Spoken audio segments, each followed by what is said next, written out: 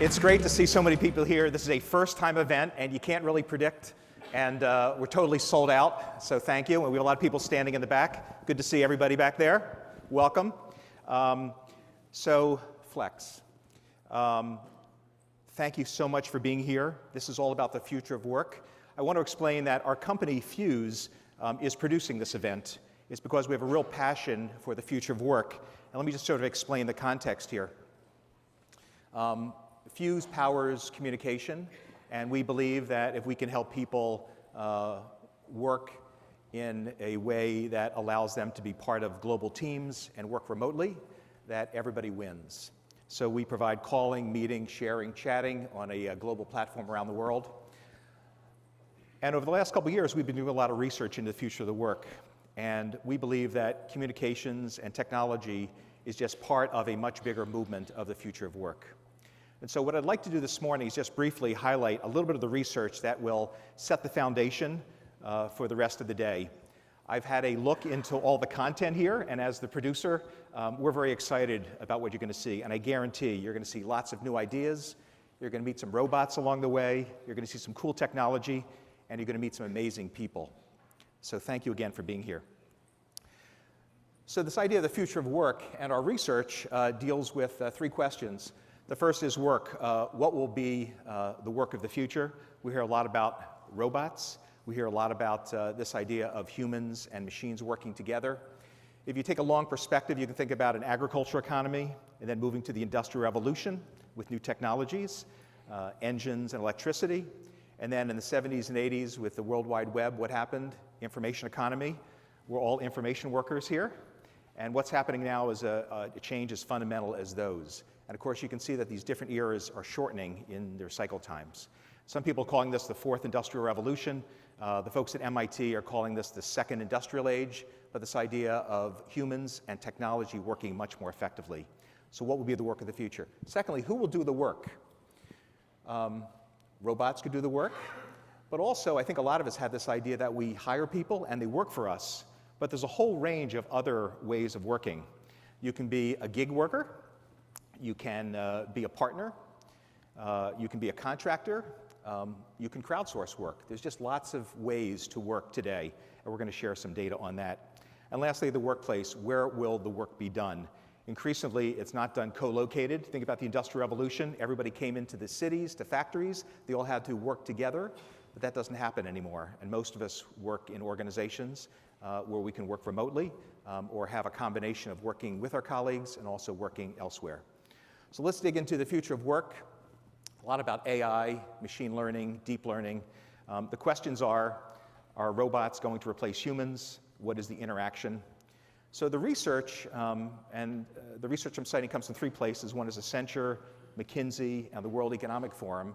And it does say that there will be a loss of jobs due to automation, but the net effect will be the creation of many more jobs. And so you can see the loss of, think about factories, and you see all these pictures of these arms, taking care of repetitive motion and turning nuts and turning wheels and so on. But new jobs are created. People who are writing algorithms, people who are creating software, people who are doing different things. The world has come a long way. I want to cite a few examples. I think this is a timely one. Anybody here a Jeopardy fan? Yeah. So who's the player in the middle? Do you guys recognize the player in the middle? Yeah, that's Watson. Who's the player on the left? Yeah, Ken Jennings, who is still the greatest human player of all time.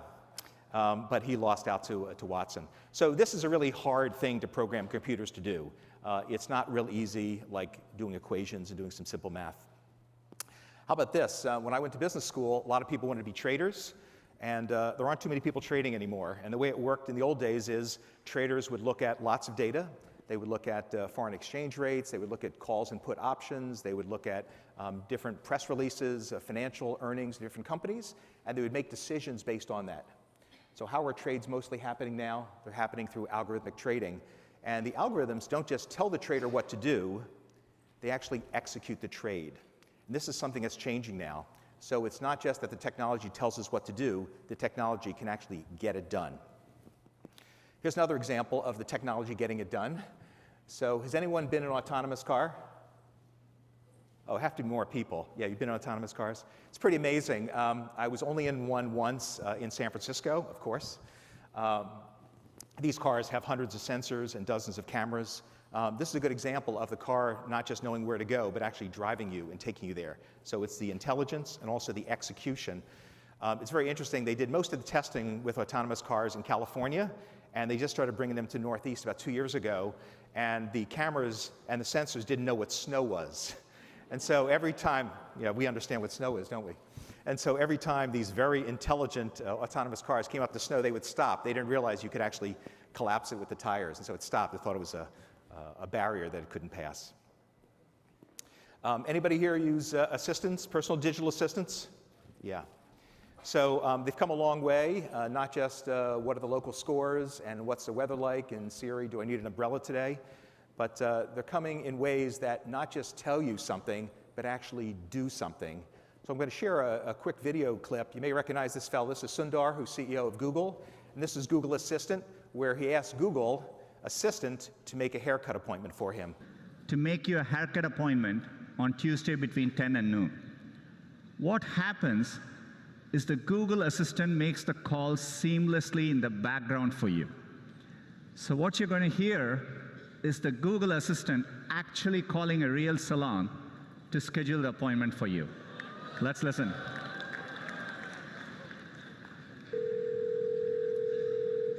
So how can I help you? Hi, I'm calling to book a women's haircut for a client. I'm looking for something on May 3rd. Sure, give me 1 second.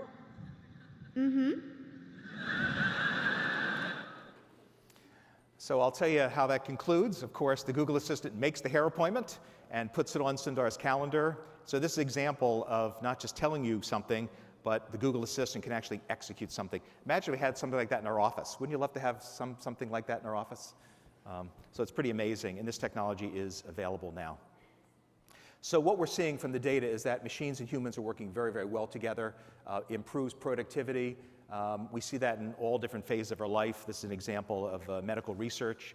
I see it in my area of sales and marketing, that artificial intelligence can help us to identify what accounts to call on, and bots can respond to leads and that sort of thing. So we're seeing this interaction of machines and humans in a very fundamental way.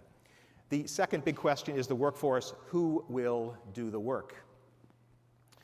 And so I think a lot of us have a traditional model of let's hire employees. But as we understand now, there's a much wider range of possible employment options, including joint ventures, managed services, et cetera. Crowdsourcing. Has anybody ever assigned a project to be crowdsourced? Yeah, I do that sometimes. For instance, of course, before I joined Fuse, and I didn't have a great creative director, I wanted to outsource a logo for something. And so I would offer $500, and dozens of really talented art directors would give me logos. Or I needed a song for a video, or I needed any number of things. So there's a huge range. So who will do the work? And the statistics are pretty impressive of who's going to do the work. And I'll share some of those in a second. But now in the workforce, we have 5 generations, more than ever before. You know, think about a 30-year career. Now, how about a 50 or a 60-year career? And we're seeing that more with life expectancy increasing and people being very productive, and just many generations in the workforce, more diversity. And this statistic I wanted to share right now, about 35% of the US workforce is supplemental or temporary. They're not employed by the company. And we're going to see some data a little bit later from Gartner. I think it's over 50% now in the next 10 years are going to be people who are supplemental, temporary project. It's this idea of the gig economy. People are creating their own jobs. Michael Hopkins, who's going to be up in a few minutes, he talks about the solo project and all of us being soloists. So can we put together a career and a life where we work with organizations and other soloists to create a life for ourselves of very meaningful work? And that seems to be a new direction, particularly enabled by technology, and people can work and collaborate almost anywhere. So the traditional model we had in HR is about attracting, developing, and retaining. And I think a lot of the new models are, can we access the best talent in the world, whether we can hire them or not full-time? Maybe we just use them on a contract basis. We engage with them, and we assess how well we like working with these people. So the new model's happening in HR. And the last point is workplace. Where will the work be done? And it's not about the real estate savings. What they're seeing is that a lot of people love to work remotely, they love to work in other locations, and they're highly productive. So one model says everyone works together, and famously, the CEOs of Yahoo and IBM told all their employees, we don't want you working remotely, you have to come together to one of our offices. But more likely, you're in the middle here, you're working for a company that you all work together sometimes, and sometimes people work from other locations. And there are some companies that are 100% virtual. Ryan's going to be up a little bit later, and he became CEO of his company. They had many, many offices, and what did he do? He said, no more offices. They are 100% remote. And he's going to talk about some of the issues, the challenges, and the upside of being a 100% remote company. So this idea of the world is your office, it means a lot of different things to different people. Some of our research is with young people. These are people under 24. And what they told us is 54% they would actually move to another company if they cannot work from anywhere.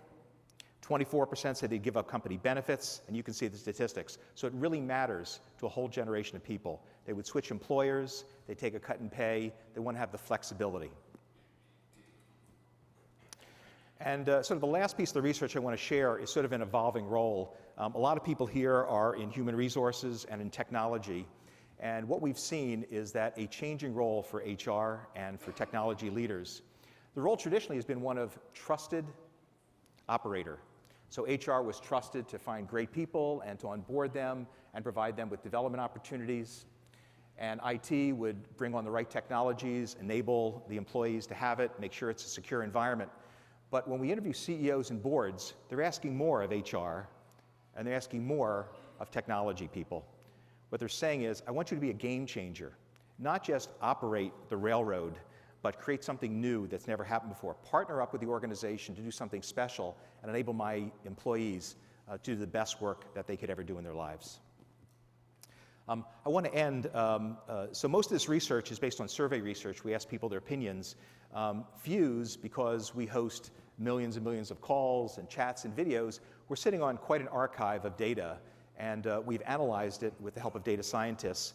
And so one thing all of you are going to get by the end of June, we're going to send it to you, is our report on what we've learned from this comprehensive study of 5 million workers in 50 countries. What are the best ways that different cultures like to communicate, different age groups. And so if you're thinking that everyone at your company has to be on video all the time, or people have to work in one office, we have a lot of compelling data that is not just survey data, but it's behavioral data. How do people actually behave? And so this is all going to be available in June and coming very soon, a little bit later in the month.